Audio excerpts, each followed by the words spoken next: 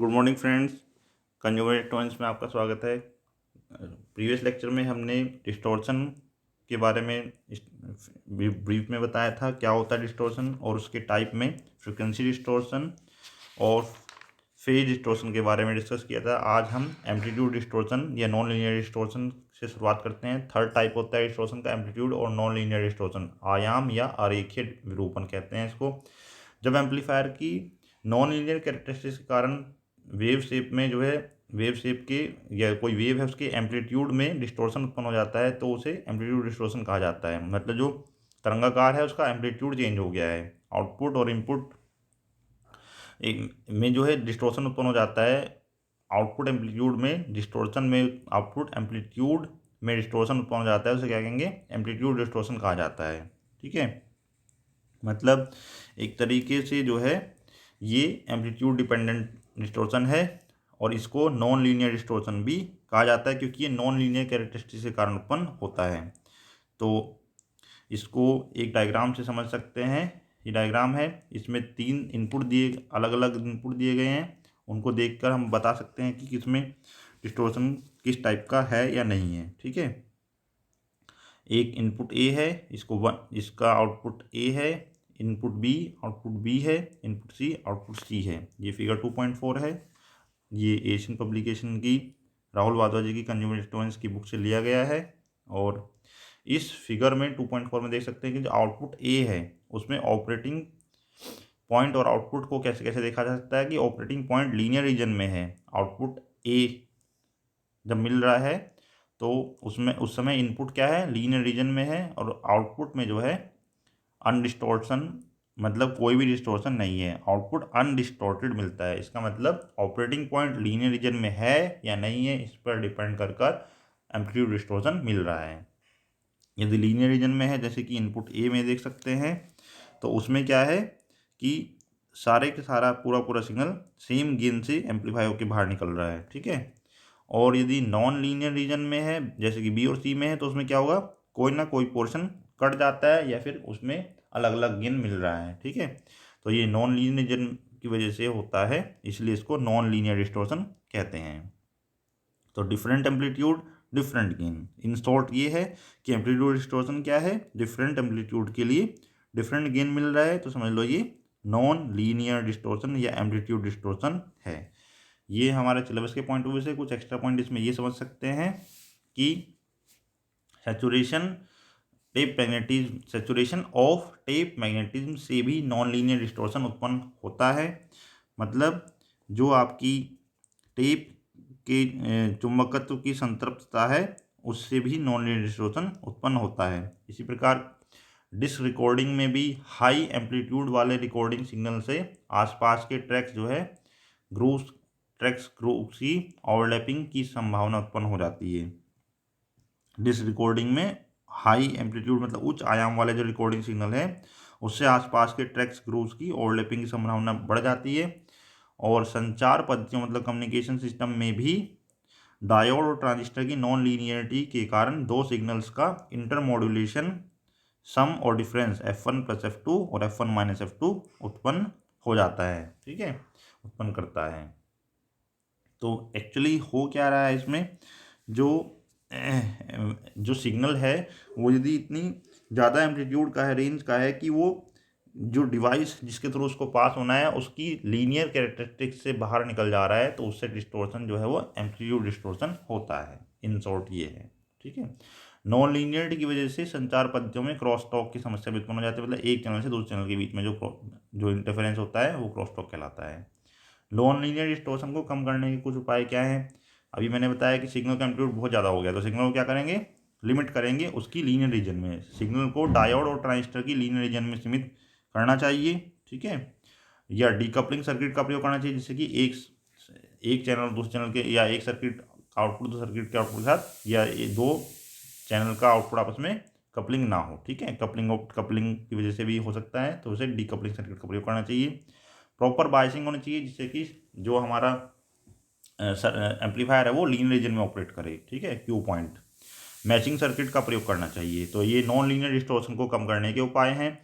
और कुछ उपाय ये हो सकते हैं कि पुश पुल एम्पलीफायर का प्रयोग करना चाहिए। उससे करके क्या होगा, ट्रांसफॉर्मर कोर के सैचुरेशन के कारण होने वाले डिस्टॉर्शन को काफ़ी हद तक कम किया जा सकता है। ठीक है, और बहुत अधिक तीव्रता वाले सिग्नल को रिड्यूस करके मैग्नेटिक टेप्स के सैचुरेशन में ओवरलैपिंग की ग्रुप्स की समस्या को समाप्त किया जा सकता है। यदि बहुत ज़्यादा एम्पलीट्यूड का सिग्नल है तो उससे तो प्रॉब्लम होगी, उसको रिड्यूस करने से भी हमारे जो नॉन लीनियर डिस्टॉर्शन है उसको कम किया जा सकता है।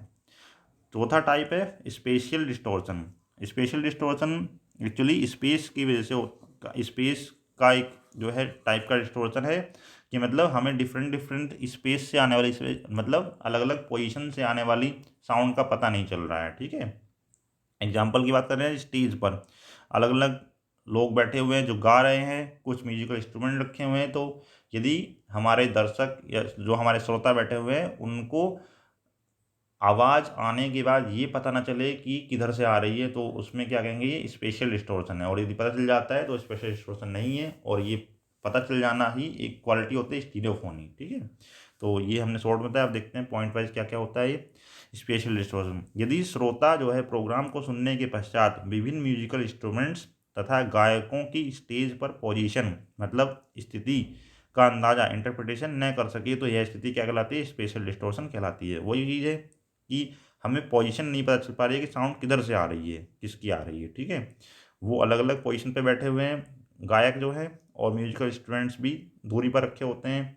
तो यदि जो सुनने वाला व्यक्ति नीचे बैठा हुआ है प्रोग्राम को, उसको अंदाज़ा नहीं लग पाता है कि अलग अलग पोजीशन से आ रही है, सुनने के पश्चात भी इनकी पोजीशन का पता नहीं चल पाता है जहाँ से ओरिजिनेट हो रही है म्यूजिकल इंस्ट्रूमेंट या फिर गायक। तो यदि ऐसा होता है तो इस स्थिति को स्पेशल डिस्टॉर्शन कहते हैं। मतलब एक तरह से ये पोजीशन जो है हमारी अलग अलग है, सभी विभिन्न विभिन्न अलग अलग स्थान पर रखे हुए हैं जो स्रोत है ध्वनि के, जैसे कि म्यूजिकल इंस्ट्रूमेंट हैं और गायक हैं। तो यदि उनकी जो है सिंगर्स की या इंस्ट्रूमेंट्स की दिशा का भली प्रकार से इंटरप्रिटेशन नहीं कर पाता है तो क्या कहलाएगा, स्पेशल डिस्टॉर्शन कहलाएगा। और यदि कर पाता है तो यह किसी भी हाई फाइडेलिटी सिस्टम की स्टीरियोफोनिक इफेक्ट की वजह से होता है, क्योंकि किसी हाई फाइडेलिटी सिस्टम में ये इफेक्ट होता है, स्टीरियोफोनिक इफेक्ट कहलाता है। ठीक है, और ये हाई फाइडेलिटी सिस्टम में होता है, अवश्य होना चाहिए स्टीरियोफोनिक इफेक्ट। और यदि स्टीरियोफोनिक इफेक्ट नहीं है तो उसे क्या कहेंगे, स्पेशल डिस्टॉर्शन कहलाता है। तो absence of stereophonic effect is called special distortion.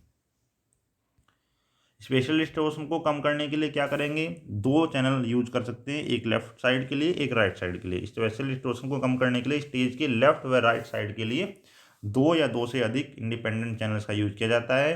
दोनों चैनल्स इंडिपेंडेंटली रिकॉर्डिंग करेंगे, एम्पलीफाई करेंगे और बाद में साउंड को रिप्रोड्यूस करेंगे। ठीक है, मतलब उसमें अलग माइक होगा, अलग एम्पलीफायर होगा और अलग लाउड स्पीकर होगा, दोनों के लिए इंडिपेंडेंटली करने के लिए। This process is called stereophony. ठीक है, यदि किसी सिस्टम में स्पेशल डिस्टॉर्शन है तो उसको रिड्यूस करने के लिए स्टीरियोफोनी यूज किया जा सकता है। तो स्टीरियोफोनिक इफेक्ट या स्टीरियोफोनिक सिस्टम का ब्लॉक डायग्राम देख सकते हैं, इसमें अलग अलग चैनल है, लेफ्ट अलग राइट अलग, दोनों में अलग अलग माइक्रोफोन है, अलग अलग एम्पलीफायर सिस्टम है, अलग अलग लाउड स्पीकर है। ये चीज़ हम अभी पहले बता रहे थे। पांचवा टाइप का डिस्टॉर्शन है ट्रांजिएंट डिस्टॉर्शन। ट्रांजिएंट डिस्टॉर्शन मतलब ट्रांजिएंट क्या होता है, एक तरह से सडन चेंज। ठीक है, अभी हमने नॉइज में भी देखा था ये, उसमें क्या था कि बाहर का अनवांटेड सिग्नल अचानक से तेज होने वाला सिग्नल, जैसे कि बादलों का गरजना। ठीक है, उसका एम्पलीट्यूड बहुत ज़्यादा है, अचानक से चेंज हो रहा है या तो, ठीक है, ट्रांजिएंट डिस्टॉर्शन कहलाता है। ट्रांजिएंट नॉइज था वो, यहाँ डिस्टॉर्शन क्या है, अपने ही सिग्नल, इंटरनल प्रॉपर्टी है ना डिस्टॉर्शन। तो जो खुद का सिग्नल है, जो डिजायर्ड सिग्नल है, उसी में अचानक से कोई अचानक चेंज आता है तो वो ट्रांजिएंट डिस्टॉर्शन कहलाता है। यदि कोई सिस्टम जो है एक्चुअली हो क्या रहा है, आउटपुट में अचानक चेंज हो रहा है इनपुट के रेस्पेक्ट में। ठीक है, डिस्टॉर्शन जो है आउटपुट का इनपुट के रेस्पेक्ट में ही होता है नॉर्मली। तो हो क्या रहा है, इनपुट में अचानक से चेंज हो रहा है लेकिन आउटपुट में वो चेंज फॉलो नहीं कर पा रहा है, तो वो सिस्टम की प्रॉब्लम है। तो वो डिस्टॉर्शन क्या है, सिस्टम द्वारा प्रोड्यूस हो रहा है। यदि कोई सिस्टम साउंड लेवल में, मतलब इनपुट जो साउंड है उसमें अचानक होने वाले परिवर्तनों को फॉलो नहीं कर पाता, मतलब आउटपुट में उतना जल्दी चेंज नहीं हो रहा जितना कि इनपुट में चेंज हो रहा है। यदि कोई सिस्टम साउंड लेवल में अचानक होने वाले परिवर्तनों को फॉलो नहीं कर पाता है तो इसे ट्रांजिएंट डिस्टॉर्शन कहा जाता है। ठीक है, इसका कारण क्या होता है कि ट्रांजिएंट डिस्टॉर्शन से जो है लाउड स्पीकर में उसकी नेचुरल फ्रिक्वेंसी के ऑसिलेशंस उत्पन्न होने की संभावना हो जाती है। नॉर्मली होता क्या है कि लाउड स्पीकर में कहीं नेचुरल फ्रिक्वेंसी उस पर ऑसिलेशन हो रहे हैं तो उसकी वजह से भी ट्रांजिएंट डिस्टॉर्शन हो सकता है, नेचुरल फ्रिक्वेंसी पर ऑसिलेशन जो हो रहे हैं। और यदि ये जो है कंटिन्यू होते हैं इवन आफ्टर ट्रांजिएंट्स, मतलब जो चेंजेस हमने एक तरह से हो गए हैं आउटपुट में, यदि ये दोनों उत्पन्न हो जाते हैं और ट्रांजिएंट के समाप्त होने के पश्चात भी ये ऑसिलेशंस रहते हैं, इवन आफ्टर ट्रांजिएंट्स ये ऑसिलेशन रह जाते हैं, यदि ये जो ऑसिलेशंस आए हैं चलो फ्रिक्वेंसी की वजह से और ट्रांजिएंट ख़त्म होने के बाद भी ये दोलन रह जाते हैं, कंटिन्यू रहते हैं, तो यह स्थिति जो कहलाती है हैंगओवर कहलाती है। अब कौन कौन से मेथड्स हो सकते हैं डिस्टॉर्शन को कम करने के, उनके बारे में देखते हैं। पहला है निगेटिव फीडबैक का प्रयोग करके एम्पलीट्यूड और फेज डिस्टॉर्शन को कम किया जा सकता है। दूसरा है, हमने फ्रीक्वेंसी डिस्टॉर्शन में भी देखा था, निगेटिव फीडबैक का प्रयोग करके क्या होगा, एम्पलीट्यूड फेज डिस्टॉर्शन कम हो सकता है। दूसरा है, हम फ्रीक्वेंसी डिस्टॉर्शन को कम करने के कुछ उपाय देखे थे, उसमें हमने लो फ्रीक्वेंसी रिस्पॉन्स अच्छा कैसे होगा, उसमें सीरीज कैपेसिटेंस को हाई रखा था, और हाई ऑडियो फ्रीक्वेंसी रिस्पॉन्स अच्छा करना है तो उसके लिए हमने सीरीज इंडक्टेंस और शंट कैपेसिटेंस को लो रखा था, उसका कारण मैं पिछले लेक्चर में देख चुके हैं। तीसरा तरीका हो सकता है सभी लाउड स्पीकर को सेम फेज में कनेक्ट करके फेज डिस्टॉर्शन को कम किया जा सकता है। ये हमने भी पिछले लेक्चर में देखा था जब फेज डिस्टॉर्शन पढ़ रहे थे कि यदि लाउड स्पीकर से आने वाली ध्वनि अलग अलग फेज डिफरेंस में है तो उससे क्या होगा, कैंसिल होकर कुछ सुनाई नहीं देगा, और यदि वो सेम फेज में कनेक्ट कर जाए तो फेज डिस्टॉर्शन कम किया जा सकता है। तो सभी लाउड स्पीकर्स को सेम फेज में कनेक्ट करके फेज डिस्टॉर्शन को कम किया जा सकता है। फोर्थ पॉइंट, इसमें 1 2 3 4 है। पहला पॉइंट, एक्टिव रीजन, एक तरह से वो लीनियर रीजन में रखेंगे एक्टिव डिवाइस को, ठीक है। ऑपरेटिंग पॉइंट को कहाँ रखेंगे, एक्टिव डिवाइस के लीनियर रीजन में सीमित करके, मतलब जो हमारा बायसिंग है वो इस तरह से किया जाएगा कि ऑपरेटिंग पॉइंट को पहले तो लीनियर रीजन में रखें, प्लस सिग्नल का एम्पलीट्यूड इतना रखा जाए ताकि ऑपरेटिंग पॉइंट जो है लीनियर रीजन में ही रहे। ये हम ECD सब्जेक्ट में भी काफ़ी डिटेल में देख चुके हैं कि यदि हमारा सिग्नल की रेंज बहुत ज़्यादा है तो ऑपरेटिंग पॉइंट लीनियर रीजन से बाहर निकल जाता है, जिससे कि आउटपुट में कोई ना कोई पीक कट जाती है। तो वो पीक का कटना ही एक तरह से एम्पलीट्यूड डिस्टॉर्शन है। तो उसको कम करने के लिए क्या करेंगे, ऑपरेटिंग पॉइंट को जो है लिमिट करेंगे लीनियर रीजन में। नेगेटिव फीडबैक का प्रयोग कर सकते हैं, proper decoupling, biasing, matching devices का प्रयोग कर सकते हैं, पुश पुल एम्पलीफायर या पुश पुल सर्किट्स का प्रयोग करेंगे और अधिक तीव्रता वाले सिग्नल्स को रिड्यूस करेंगे। तो ये पांचवा पॉइंट बहुत इंपॉर्टेंट है कि जिनका एम्पलीट्यूड बहुत ज़्यादा है उनको रिड्यूस करना ज़रूरी होता है, और प्रॉपर बायसिंग भी करनी होगी ताकि हमारा क्यू पॉइंट, ऑपरेटिंग पॉइंट जो है वो लीनियर रीजन में ही रहे, ठीक है, लीनियर में फिक्स करने के लिए और उसमें रहने के लिए एम्पलीट्यूड डिस्टॉर्शन को कम किया जा सकता है। ये सभी पांचों पॉइंट जो है वो एम्पलीट्यूड डिस्टॉर्शन को कम करने के हैं। जो फोर्थ पॉइंट के अंदर सब पॉइंट्स हैं 1 2 3 4 5, ये सब क्या है, एम्पलीट्यूड डिस्टॉर्शन को कम करने के तरीके हैं। फिफ्थ पॉइंट है जो हमारा स्पेशल डिस्टॉर्शन है उसको कम कैसे किया जा सकता है, स्टीरियोफोनी इफेक्ट का यूज करके, स्टीरियोफोनी का यूज करके स्पेशल डिस्टॉर्शन को कम किया जा सकता है। उसमें मतलब लेफ्ट चैनल अलग, राइट चैनल अलग, और दोनों इंडिपेंडेंटली माइक यूज करें, एम्पलीफायर सिस्टम यूज करें, और loud speaker system independently use करें, मतलब रिकॉर्डिंग, एम्पलीफाइंग और रिप्रोड्यूसिंग जो है दोनों का इंडिपेंडेंट हो स्टीरियोफोनी का यूज करके। सिक्स्थ पॉइंट है, जो रिकॉर्डर्स हैं उनकी dynamic range of recorders can be extended, उसको बढ़ाया जा सकता है। जो रिकॉर्डर्स हैं उनकी डायनेमिक रेंज को कैसे बढ़ा सकते हैं, by using processing and equalisation circuits. वो प्री एम्पलीफायर और प्री एम्फासिस और डी एम्फासिस सर्किट्स जो है वो इक्वलाइजेशन सर्किट हैं, उनको यूज करके डायनेमिक रेंज को बढ़ाया जा सकता है। मतलब रिकॉर्डिंग से पहले क्या करेंगे, लो फ्रिक्वेंसी पर जो हाई इंटेंसिटी सिग्नल्स हैं उनको डिक्रीज करेंगे, इसे कहते हैं डी एम्फासिस, ठीक है। जो हमारी लो फ्रिक्वेंसी है उस पर जो हाई इंटेंसिटी सिग्नल्स हैं उनको क्या करेंगे, डिक्रीज करेंगे, इसको डी एम्फासिस कहते हैं। और हाई फ्रिक्वेंसी वाले लो इंटेंसिटी सिग्नल्स को इंक्रीज करेंगे, इसको एम्फासिस कहते हैं। और ये प्रोसेस उल्टा कर देंगे जब प्लेबैक के समय ये रिवर्स प्रोसेस यूज करेंगे, मतलब डी एम्फासिस वाले जो सिग्नल हैं उनको उसी रेशो में एम्फासिस करेंगे और एम्फासाइड सिग्नल का उसी रेशो में डी एम्फासिस करते हैं। तो ये हमारा इक्वलाइजेशन कहलाता है, ठीक है। ये हम पहले भी देख चुके हैं। अब बात करते हैं लास्ट पॉइंट क्या है, नॉइज और डिस्टोर्शन में डिफरेंस। वैसे बेसिकली हमें समझ में आ ही गया है कि नॉइज जो है हमारा एक्सटर्नल है, डिस्टोर्शन जो है वो इंटरनल प्रॉपर्टी, इंटरनल अफेयर है। ठीक है, तो एक फिर भी देख लेते हैं पॉइंट वाइज क्या क्या डिफरेंस हो सकते हैं। Noise consist of signals outside the wanted signal, मतलब वांटेड सिग्नल से बाहर के जो सिग्नल हैं वो हमारे नॉइज हैं। जो भी सिग्नल हम नहीं चाहते उसके जो सिग्नल हम चाहते हैं उसके अलावा जितने भी सिग्नल हैं वो हमारे क्या है, नॉइज हैं। अनवांटेड सिग्नल जो है हमारे क्या है, नॉइज हैं। Noise consist of signal outside the wanted signal, अर्थात नॉइज का मतलब क्या है, एक्सटर्नल सिग्नल से है, जो हमारे सिग्नल बाहरी सिग्नल हैं से हैं जो वांटेड सिग्नल को प्रभावित करते हैं। डिस्टोर्शन क्या है, वो हमारे सिग्नल के अंदर ही कोई विरूपण आ गया है, कोई चेंज आ गया है, विकार आ गया है। वांटेड सिग्नल में ही डिफॉर्मेशन, विकृति या विकार उत्पन्न हो जाता है, हो जाना, अर्थात उसका शेप चेंज होना ना डिस्टोर्शन कहलाता है। एम्पलीट्यूड हो, फेज, फ्रिक्वेंसी, इन सब में जो चेंज हो जाता है वो क्या कहलाता है, डिस्टोर्शन कहलाता है। नॉइज एक एक्सटर्नल अफेयर है, बाहरी मामला है, और डिस्टोर्शन क्या है, इंटरनल मामला है, इंटरनल अफेयर है। वांटेड सिग्नल, नॉइज क्या है, एक एक्सटर्नल अफेयर है, अर्थात वांटेड सिग्नल के अलावा अन्य आसपास के अवांछित सिग्नलों के प्रभाव को नॉइज कहा जाता है। ठीक है, थर्ड पॉइंट है ऑडिबल नॉइज, उसके टाइप ये तो डिफरेंस ना हो गई, चलिए ये थोड़ा सा कंपैरिजन टाइप का ना हो गई, टाइप्स के बारे में बात करें कि कौन कौन से टाइप्स इसके होते हैं, तो वो भी पॉइंट वाइज लिख सकते हैं। ऑडिबल नॉइज दो प्रकार की होती है, एनवायरमेंटल और इलेक्ट्रिकल। डिस्टोर्शन 5 टाइप का होता है, भी हमने देखा था, फ्रीक्वेंसी, फेज, एम्पलीट्यूड, स्पेशियल और ट्रांजिएंट डिस्टोर्शन। फोर्थ पॉइंट, हम इस बात पर लिख सकते हैं कि कैसे नॉइज को कम करें और कैसे डिस्टोर्शन को कम करें।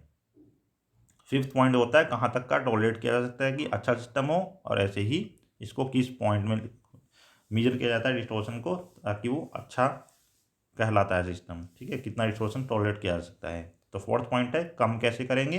फिफ्थ है कि सिस्टम अच्छा होने के लिए कितने तक का वैल्यू इसका टॉलरेट किया जा सकता है। तो फोर्थ पॉइंट में देखेंगे नॉइज में शील्डिंग, ग्रोविंग, टैप परिपथ, decoupling circuit, servo system, mechanical filters, stabilize, power supply, SNR improving methods like Dolby method, इन सब का यूज करके नॉइज़ को कम किया जा सकता है। तो डोल्बी मेथड में डोल्बी ए, डोल्बी बी भी हमने पढ़ा था, और एसएनआर इम्प्रूविंग मेथड में हमने ये चीज़ देखी थी। Mechanical servo system, mechanical filters हैं, सर्वो सिस्टम से शील्डिंग, ग्रोविंग, ट्रैपिंग, ये सब तरीके हैं नॉइज़ को कम करने के। ये हमने नॉइज़ वाले टॉपिक में देखा था डिटेल में। अब डिस्टोर्शन में हमने अभी जस्ट पढ़ा है कि अच्छी डायनेमिक रेंज वाले एम्पलीफायर यूज करें, मतलब इक्वलाइजेशन सर्किट वगैरह यूज करके, और उनका प्रॉपर डिज़ाइन होना चाहिए, जैसे कि मतलब प्रॉपर बाइसिंग हो, ठीक है, प्रॉपर मैचिंग हो, डीकपलिंग, और इसमें नेगेटिव फीडबैक का यूज़ कर सकते हैं, इनपुट को लिमिट कर सकते हैं जो है लीनियर रीजन में सर्किट के। ठीक है, और स्टीरियोफोनिक इफेक्ट यूज़ कर सकते हैं, उसके लिए अलग अलग चैनल यूज़ कर सकते हैं। इस सब के द्वारा डिस्टोर्शन को जो है 1% से भी कम किया जा सकता है। फिफ्थ है कहाँ तक टॉलरेट कर सकते हैं। डी इसको डेसिबल में व्यक्त करते हैं नॉइज को, नॉइज पावर को, नॉइज को एसएनआर के रूप में, नॉइज को जो है एसएनआर के रूप में भी देख सकते हैं कि एसएनआर जो है अच्छा होना चाहिए, नॉइज कम होगा। अच्छी क्वालिटी सिस्टम में एसएनआर 50 dB से कम नहीं होना चाहिए यदि प्रैक्टिकली देख रहे हैं तो। और डिस्टोर्शन में परसेंटेज के रूप में डिस्टोर्शन को व्यक्त किया जाता है, और इसमें 1% से कम डिस्टोर्शन को ही टॉलरेट माना जा सकता है। ठीक है, 1% से कम यदि डिस्टोर्शन है तो उसको टॉलरेबल माना जा सकता है। तो पिछले लेक्चर और इस लेक्चर को मिला के distortion types and methods to overcome और नॉइज और डिस्टोर्शन का डिफरेंस, ये हमारा टॉपिक कंप्लीट होता है। Thank you.